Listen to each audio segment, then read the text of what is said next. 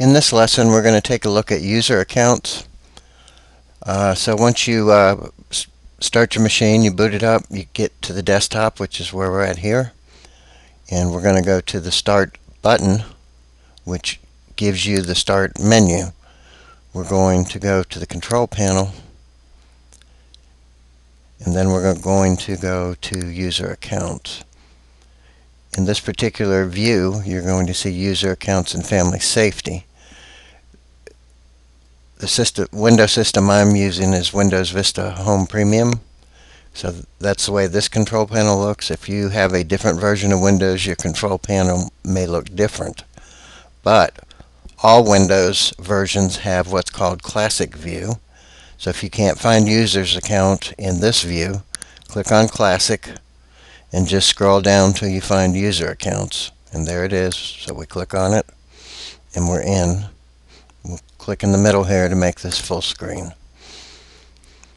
You'll see here that I'm the administrator for this computer, and the administrator is the only one that can make changes to the computer system, no one else, and no one else should. So you should always be the administrator. But we're going to go ahead and manage another account.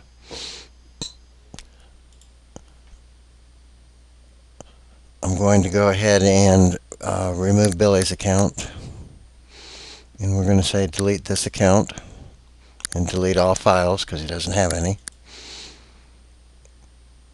Okay, so now that account is gone, and you'll see that Billy's account is no longer there. So we're going to create a new account right here.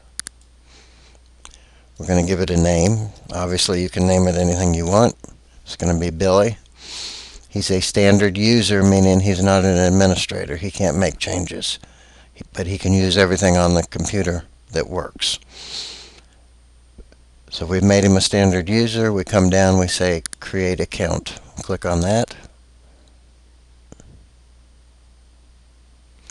And you'll see that Billy has a icon here and with standard user underneath and the silly looking picture. So we're going to double click on that, which brings us to his account, and we're going to change the picture. What you see here is Windows default pictures that you get to use for your startup icon. So this is a very poor part on Windows, giving us only these options to use as our pictures for our Windows starting up. So we go in here and we browse for more pictures. This can take you to anywhere on your machine that you have your pictures. In this case, what I'll do is I'm going to click on desktop, because on my desktop I have my genealogy folder, which is right here. I'm going to click on that, and you're going to see this is all genealogy stuff, and you're going to see a folder for heirs. So I open that up, and I am then going to open the heirs folder.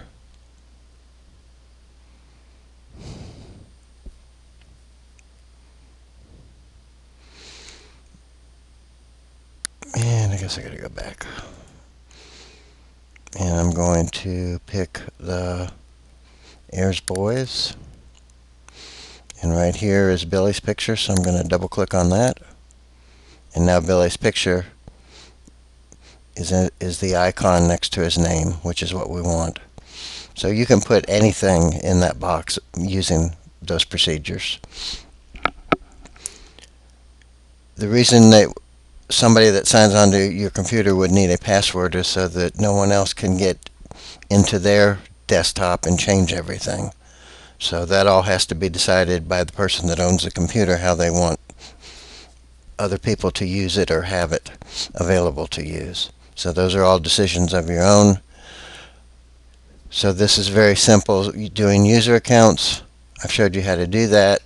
At this point we're done, so we're going to close this window out, and we're back to our desktop, and that is the end of this particular lesson.